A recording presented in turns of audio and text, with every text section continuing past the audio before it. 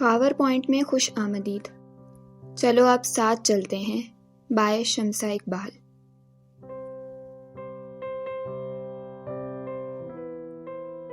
قسط نمبر 37. تینوں پلٹے تھے. اس سے پہلے کہ وہ جھکتے یا فائر کرتے فضا میں 4 فائر گونجے تھے. 2 وجود لڑکھڑا کر گرے تھے. ان کے جسم سے خون پانی کی طرح بہہ رہا تھا، جبکہ تیسرا ان دونوں کو گرتے دیکھ کر لڑکھڑا کر نیچے گرا تھا. اور پھر فضا میں ہر طرف سناٹا چھا گیا تھا، موت کا سناٹا. رخ بدلا ہے ہواؤں کا، ہر سو موسم ہے خزاؤں کا. خوشیاں کھو چکی ہیں، مسکراہٹیں اداس ہو چکی ہیں. ہوائیں ماتمی لباس اوڑھے، بین کرتی بال کھولے، اداسیاں خود میں کھولے.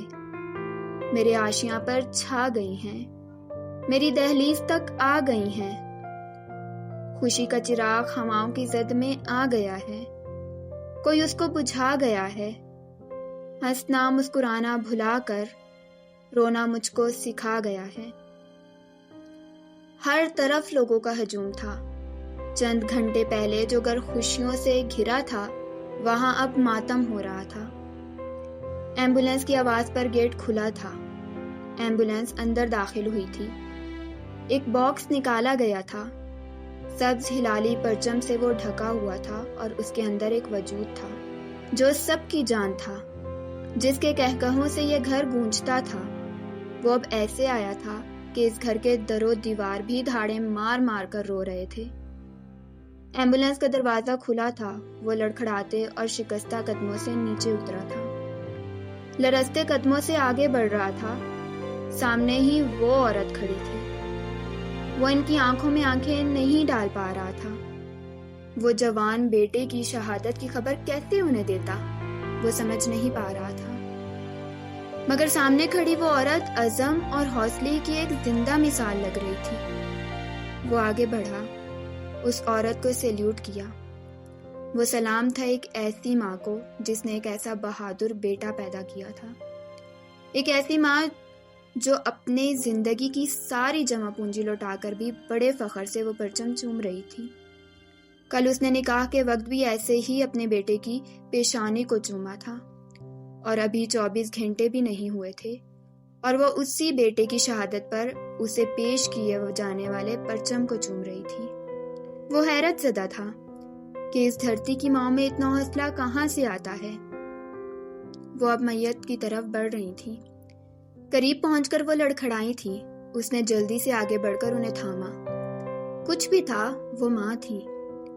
کہاں آسان ہوتا ہے جوان بیٹے کی خون میں لتی پتی گولیوں سے چھلنی لاش دیکھنا. وہ آنکھیں بند کیے انہیں تھامے کھڑا تھا. وہ اس باکس کو دیکھنا بھی نہیں چاہتا تھا. وہ یہ چاہتا ہی نہیں تھا کہ وہ اسے اس حال میں دیکھے. وہ اپنے پاس کھڑی اس عورت کو دیکھ رہا تھا جو اپنا سب کچھ لٹا کر کھڑی تھی.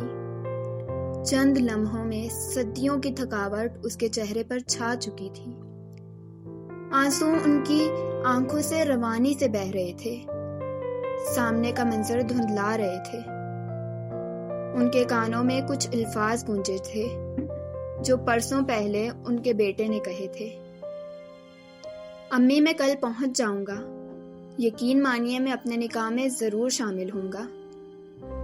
زندگی سے بھرپور شرارت بھری آواز فون کے ذریعے اس عورت کے کانوں سے ٹکرائی تھی. تم فوجیوں کا کچھ بھروسہ نہیں ہوتا، کب ڈیوٹی پر بھاگ جاؤ.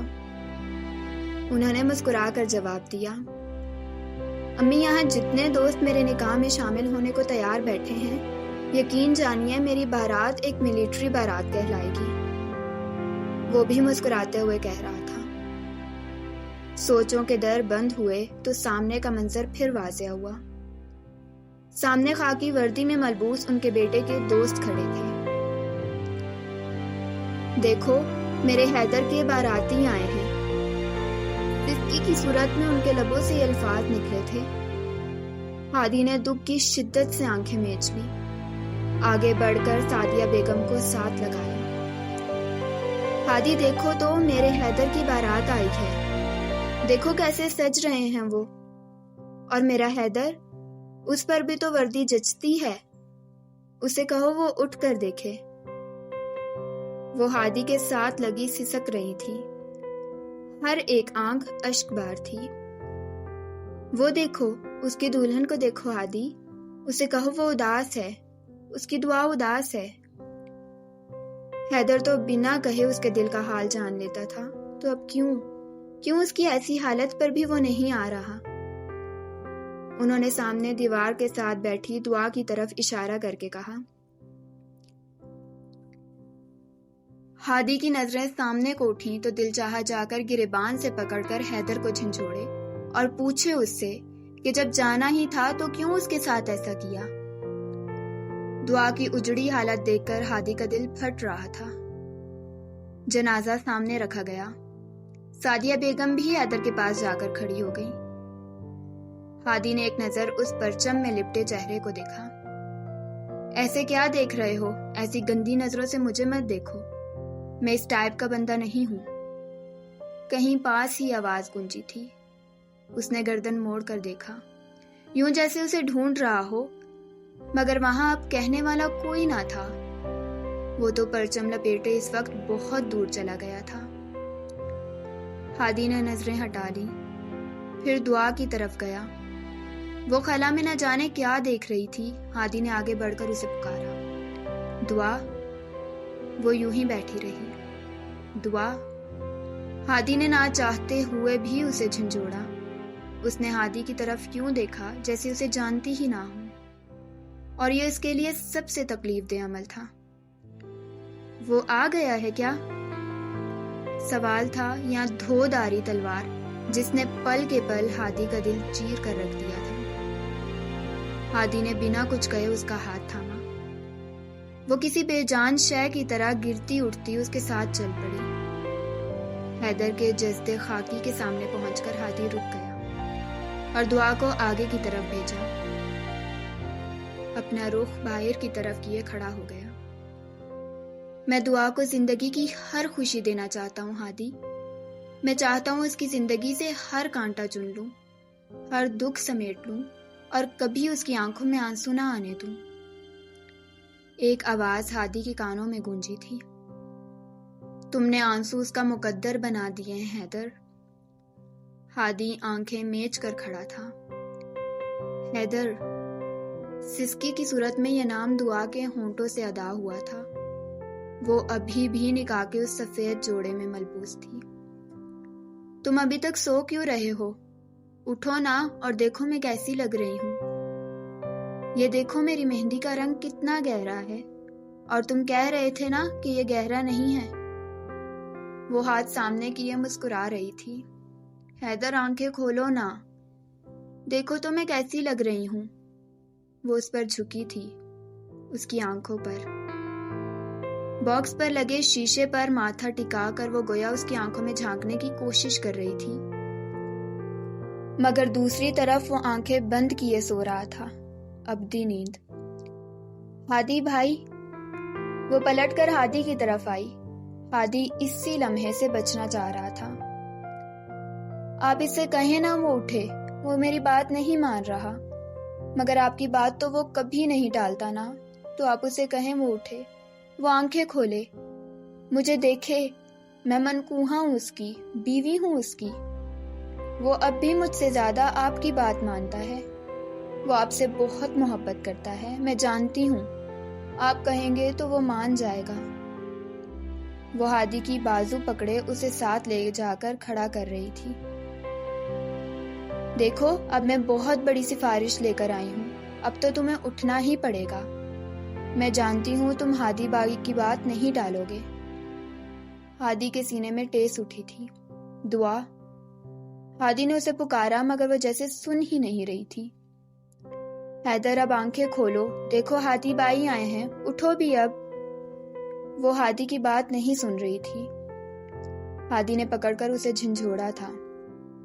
وہ نہیں رہا دعا، وہ نہیں رہا اب۔ ہادی نے اسے جھنجھوڑا تھا، اس کی آنکھوں میں بے یقینی اتری تھی، اندر بہت کچھ ٹوٹا تھا۔ وہ ہادی کا ہاتھ چھوڑ کر پیچھے کو ہٹی تھی۔ سر کو مسلسل نفی میں ہلا رہی تھی مگر جیسے یقین نہ کرنا چاہ رہی ہو۔ پھر پلٹ کر حیدر کو دیکھا۔ ہادی نے اسے تھامنا چاہا، اس نے اس کے ہاتھ جھٹک دیے۔ قدم پیچھے کو بڑھ رہے تھے۔ دعا، ہادی نے اسے پکارا۔ مت کہیں مجھے دعا، وہ حلق کے بل چلائی تھی۔ مت دعا کہیں مجھے، وہ صدمے کی کیفیت میں تھی۔ بد دعا ہوں میں بد دعا ہوں، دعا نہیں ہوں میں، وہ پورے زور سے چلائی تھی۔ ہادی پھر آگے کو بڑھا۔ میری نظر لگ گئی اسے بھائی، میرے حیدر کو میری نظر لگ گئی۔ وہ بہت پیارا لگ رہا تھا کل، اتنا پیارا کہ اسے میری ہی نظر لگ گئی۔ وہ اپنے حواسوں میں نہیں لگ رہی تھی۔ وہ پھر آگے بڑھی اور حیدر کے پاس جا کھڑی ہوئی۔ میں نے کہا تھا نا، یہ رنگ مجھے نہیں پہننا، یہ رنگ اچھا نہیں ہے، مگر تم نے یہ ماتمی رنگ پہنا کر میری زندگی کو ہی ماتم کر دیا۔ وہ اب گلہ کر رہی تھی۔ اتنے سنگ دل تو تم کبھی نہیں تھے۔ تم نے قدم قدم میرے ساتھ چلنے کا وعدہ کیا تھا اور ابھی سفر شروع کرنے سے پہلے ہی ہاتھ چھوڑ کر رستہ بدل کر چل دیے۔ حیدر، کیا میرے آنسو بھی دیکھ کر تمہارا دل نہیں کانپتا؟ تم آنکھیں کیوں نہیں کھولتے؟ کیوں میری آواز نہیں سن رہے؟ تم ہادی بھائی کی آواز سن کر نہیں اٹھ رہے؟ وہ کون سی غلطی کر دی ہے میں نے؟ وہ شیشے کی بنی اسکرین کے اوپر سے ہی ہاتھ پھیر کر گویا اس کے چہرے کو چھو رہی تھی۔ تم نے مجھے کبھی نہ رلانے کا وعدہ کیا تھا حیدر، تم نے تعمر ساتھ نبھانے کا وعدہ کیا تھا۔ کیوں وعدہ خلافی کی تم نے؟ کیوں جھوٹے وعدے کیے مجھ سے؟ تم تک حیدر بھائی کی آواز بھی نہیں پہنچ پا رہی؟ تم ہی بتاؤ، میں کس کی سفارش لاؤں اب؟ کس سے کہوں کہ تمہیں آواز دے؟ تو تم آنکھیں کھولو، تو تم لوٹ آؤ۔ وہ اس پر جھکی سوال کر رہی تھی، پھر یکدم پلٹی، بھاگ کر ہادی کے پاس پہنچی۔ سعد کہاں ہے؟ حیدر سب سے زیادہ پیار اس سے کرتا ہے، وہ کبھی اس کی بات نہیں ٹال سکتا۔ سعد کو بلائیں ہادی بھائی، اسے کہیں آ کر حیدر سے میری سفارش کرے، مجھے سعد کے پاس لے چلیں، میں خود اسے کہوں گی۔ وہ دیوانگی کی آخری حدوں کو چھو رہی تھی۔ ہادی بے بسی سے اسے دیکھے جا رہا تھا۔ اس کے پاس دعا کو تسلی دینے کے لیے الفاظ ہی نہیں تھے۔ دنیا کا کوئی بھی شخص اس وقت اس کے دکھ کا اندازہ نہیں کر سکتا تھا۔ نکاح کے چند گھنٹوں بعد ہی جس کے مجاز خدا کا سبز پرچم میں لپٹا جسد خاکی اس کے سامنے موجود ہو۔ دعا پلٹ کر حیدر کے پاس پہنچی تھی، فرش پر بیٹھ کر حیدر کو دیکھنے لگی۔ دیکھو، میں نے تمہاری پسند کا جوڑا پہنا ہے، اور یہ میری مہندی دیکھو، تمہیں پسند ہے نا؟ میں اب ہمیشہ مہندی لگائے رکھوں گی۔ اور یہ سفید رنگ تمہیں پسند ہے، میں یہ بھی پہنوں گی۔ اور یہ چوڑیاں دیکھو، تم نے مجھے دلائی تھیں اور میں نے کہا تھا کہ میں نہیں پہنوں گی۔ دیکھو، میں نے چوڑیاں بھی پہن لی ہیں تمہاری پسند کی۔ اب تو مان جاؤ، میں تم سے لڑوں گی بھی نہیں حیدر، میں وعدہ کرتی ہوں۔ تم سے ناراض بھی کبھی نہیں ہوں گی۔ تم آنکھیں کھول لو نا حیدر، پلیز۔ وہ منت کر رہی تھی اس کی، جیسے کسی روٹھے ہوئے کو منا رہی ہو۔ یا اللہ، وہ چہرہ اوپر کو کیے چیخ رہی تھی۔ یا اللہ جی، میں نے اپنی ہر دعا میں اس شخص کا ساتھ مانگا۔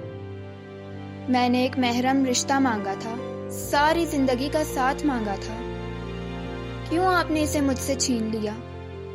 کیا کمی آ جاتی ہے آپ کے خزانے میں اگر اپنی ساری دنیا میں سے صرف اس شخص کو میرا کر دیتے؟ آپ اسے میرا بنا دیتے اگر، تو کیا قیامت آ جاتی۔ اس کا دوپٹہ زمین پر گر گیا تھا۔ وہ شکوہ کناتی اس رب کائنات سے۔ کون اسے بتاتا کہ جسے وہ مانگ رہی تھی وہ اپنے لیے ہر پل شہادت کی موت مانگتا تھا۔ وہ اٹھ کر سعدیہ بیگم کے پاس گئی، پھر پاس بیٹھی راشدہ بیگم کے، اور ان کے ہاتھ تھامے۔ آپ دونوں دعا کریں نا، اللہ سے دعا کرے وہ میرے حیدر کو مجھے لوٹا دے۔ وہ ان کے ہاتھوں کا پیالہ بنائے ان دونوں سے کہہ رہی تھی۔ اس کی حالت دیکھ کر سعدیہ بیگم کی آنکھ سے آنسو بہہ نکلے۔ ان کا کلیجہ پھٹنے کو تھا۔ ایک منظر یادوں کے پردے پر لہرایا۔ وہ ان کی گود میں سر رکھے لیٹا تھا۔ امی، میں دعا کی آنکھوں میں آنسو نہیں دیکھ سکتا۔ جب وہ روتی ہے تو اسے دیکھ کر مجھے یوں لگتا ہے کہ میں سانس نہیں لے سکوں گا۔ اب وہ سامنے دعا کو روتے دیکھ رہی تھی تو انہیں احساس ہو گیا تھا اس کی محبت کی سچائی کا۔ وہ واقعی سانس نہیں لے رہا تھا۔ انہوں نے آگے بڑھ کر دعا کو گلے لگا لیا تھا۔ دعا ان کے ساتھ لگی بیٹھی تھی۔ آنکھیں خشک تھیں۔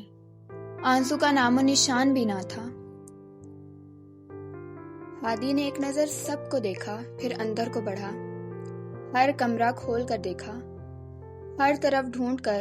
پھر وہ ٹیرس کی طرف جا رہا تھا، تبھی ایک دروازے کے سامنے سے گزرتے ہوئے اس کے قدم تھمے تھے، اور پھر خود بخود قدم اس اسٹور روم کی طرف بڑھے تھے۔ وہ ایسی ہی ہے، ابھی بھی جب ڈرتی ہے یا ناراض ہوتی ہے تو جا کر اسٹور روم میں چھپ جاتی ہے۔ حیدر کی آواز ہادی کے کانوں میں گونجی تھی۔ اس نے دروازہ کھولا۔ ایک کونے میں وہ گھٹنوں میں سر دیے بیٹھی تھی۔ آہٹ پر اس نے سر اٹھایا۔ ہادی کو دیکھ کر اس نے کانوں پر ہاتھ رکھ دیے تھے۔ چلے جائیں یہاں سے ہادی، مجھے کوئی بھی ایسی بات مت بتانا جو میں سن نہ سکوں یا برداشت نہ کر سکوں۔ وہ کانوں پر ہاتھ رکھے کہہ رہی تھی۔ ہادی کا دل درد سے بھر گیا تھا۔ ہادی آگے کو بڑھا۔ چلے جائیں ہادی، مجھے کچھ نہیں سننا، پلیز چلے جائیں۔ آپ کو اللہ کا واسطہ ہے، مجھ سے کچھ مت کہیے گا، مجھے کچھ مت بتائیے گا، میں کچھ نہیں سن سکوں گی، میں سننا ہی نہیں چاہتی۔ وہ چلا رہی تھی۔ ہادی آگے بڑھ کے گھٹنوں کے بل اس کے پاس بیٹھ گیا۔ بنا ایک لفظ کہے اسے اپنے ساتھ لگا لیا۔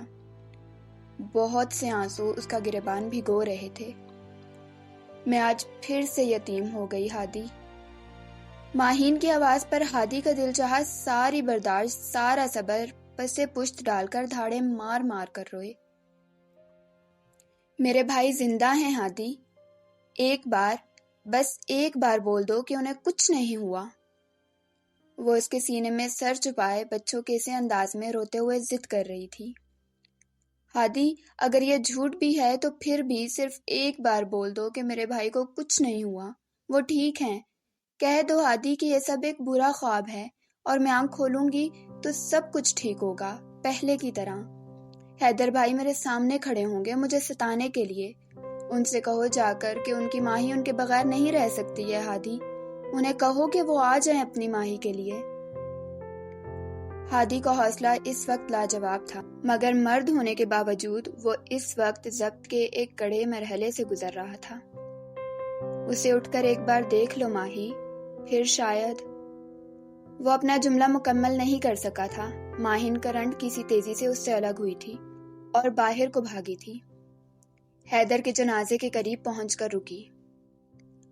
آپ نے تو کہا تھا کہ ساری زندگی سایہ بن کر ساتھ رہیں گے اور پاپا کی کمی کبھی محسوس نہیں ہونے دیں گے، مگر آپ نے تو اپنا سایہ بھی چھین لیا مجھ سے بھائی۔ کیا میں اتنی بد نصیب ہوں کہ میرے نصیب میں کبھی اپنوں کا پیار لکھا ہی نہیں ہے؟ وہ اس کے پاس کھڑی شکوہ کر رہی تھی۔ بھائی، آپ کی ماہی آپ کو بلا رہی ہے، لوٹ آئیں بھائی، وہ چلا رہی تھی۔ ہادی نے آگے بڑھ کر اسے تھامنا چاہا، مگر اس نے ہادی کے ہاتھ جھٹک دیے۔ اسی لمحے سے خوف آتا تھا مجھے، اس لیے کہا تھا کہ مت جائیں آرمی میں، اسی وجہ سے ڈرتی تھی میں، مجھے خوف آتا تھا اسی وقت سے۔ دشمن کی قطاروں میں کھڑے ظالموں کو کبھی یہ خیال کیوں نہیں آتا کہ ان وردی والوں کو جنہیں وہ مار رہے ہیں، ان کے گھر والوں میں کتنی آنکھیں ان کی منتظر ہوتی ہیں؟ کیوں انہیں خوف نہیں آتا؟ کیوں انہیں یہ خیال نہیں آتا کہ یہ بھی کسی کے بیٹے، کسی کے بھائی ہوتے ہیں؟ کیا ان کا خون اتنا سستا ہے کہ یوں بہا دیا جائے؟ وہ رو رہی تھی، آنسو مسلسل اس کا چہرہ بھگو رہے تھے۔ دیکھیں میرا خوف بیجا نہیں تھا، وہ ہادی کو گریبان سے پکڑ کر حیدر کی طرف اشارہ کرتے ہوئے کہہ رہی تھی۔ اسی بات کا خوف تھا مجھے، اور آپ دونوں کہتے تھے کہ یہ خوف بے وجہ ہے۔ دیکھیں، میرا خوف میرا وہم نہیں تھا، میرا ڈر سچ ثابت ہوا۔ میرا بھائی بھی مجھ سے چھین لیا گیا، میرے حیدر بھائی، میرے باقی الفاظ منہ میں ہی رہ گئے تھے اور وہ ہادی کی بازوؤں میں جھول گئی تھی۔ ہادی نے بے بسی سے اسے دیکھا، پھر ایک نظر دعا کو دیکھا اور پھر نظریں حیدر کے چہرے پر جمائیں، ایسی نظریں جن میں شکوہ تھا، گویا حیدر سے پوچھ رہا ہو، مجھے اس امتحان میں ڈال کر خود کہاں چلے گئے ہو حیدر؟ ہادی نے ماہین کو اندر کمرے میں جا کر لٹا دیا، اس کی کولیگز کو وہیں اس کا ٹریٹمنٹ کرنے کا کہہ کر باہر نکل گیا۔ ہادی باہر کھڑا تھا، کور کمانڈنٹ اور یونٹ کمانڈنٹ بھی اس وقت اس کے ساتھ موجود تھے۔ یہ فیصلہ کیا میجر ہادی کا اپنا تھا؟ وہ ہادی سے پوچھ رہے تھے۔